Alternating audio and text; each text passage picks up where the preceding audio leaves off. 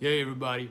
To tell you today one of the topics that I wanted to dive back into is indoctrination. Just the basics of indoctrination. You know what times because when we are getting into things, we're always constructive, we're always busy doing things, but we're not always busy doing things a lot of the time is feeding our brain with good information. We may think to realize that it's okay to feed our brain with bad information or mixes of good information or controversial information that leads us to really a lot of fact-finding sources.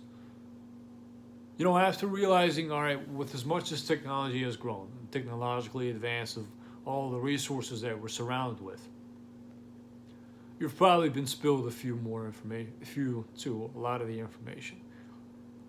One of the common sense of exercising good indoctrination, and this is why I dive back into indoctrination, is because we really want to find technical methods, just practical methods, to indoctrinate yourself with good information that not only keeps you in control, but also you have control just even in your own homes.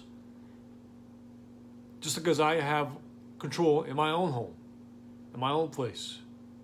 One of the key critical things that we fail is because we fail to understand how else can we empower our abilities to not just get more experience, not just to always think that we have to, yes, educate ourselves to have a degree, which is encouraged from academic and from scholastic organizations, but also to empower yourself by being adaptable. A key critical factor of today, and sometimes we struggle because we have grown with a lot of enamored abilities to indoctrinate ourselves by what we have been told between the good and bad curses is to go to get your 4-year degree, get a great job, work that job, have a secure income of pension, 401k. But in the long run, we always have to ask ourselves, are we happy at the end of the day? Are we empowering ourselves still? Even when we're happy with the 401k stability and our security, our secure pension, are we still happy at the end of the day? The critical things that we want to worry about, and this is probably, even yet, sacrifices that we make is we get rid of really essentially the basics of happiness, kindness, friendship, being able to paying it forward to others, but rather we've enamored ourselves to basically become more self-centered because of the technological advances that have basically gotten us more involved to being in our bubble. The bubble that you might have heard about, the bubble that we talked about, the bubble that the news streams talks about, and how we are living in a bubble because we have enamored ourselves to be indoctrinated into the influx of, well, would you say, the Matrix, in the sense that, in a sense of where I'm getting here. I'm getting here to a point where you can still take proactive methods to read books. The books that I talked about before, how it's really important to exercise the good qualities of indoctrination rather than the bad qualities of indoctrination.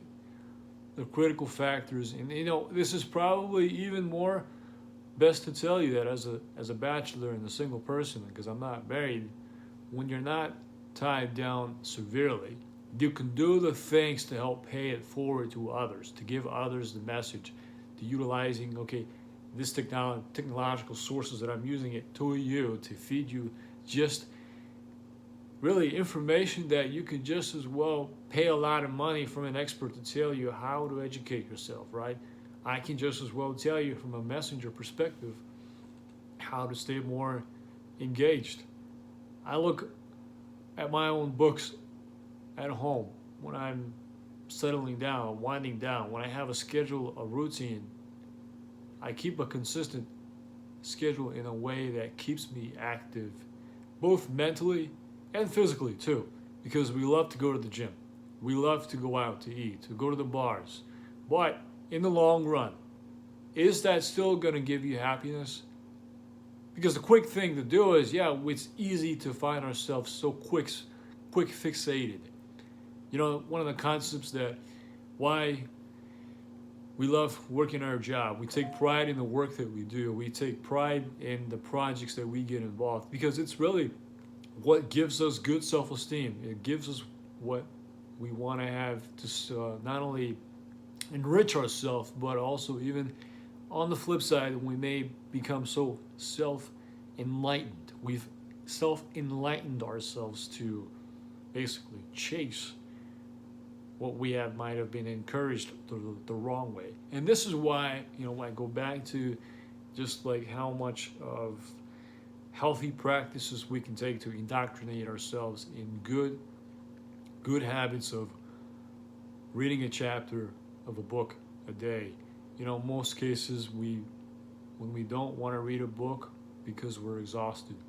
I think even reading a section heading of a newspaper is just as useful to get your interest. Critical topics that, all right, because when we focus on health, that's the other part. We want to find out about our health. We want to make sure that we are getting encouraged to take great healthy practices of our health. Let me come back to this again, and I will dive back more into that habits of health.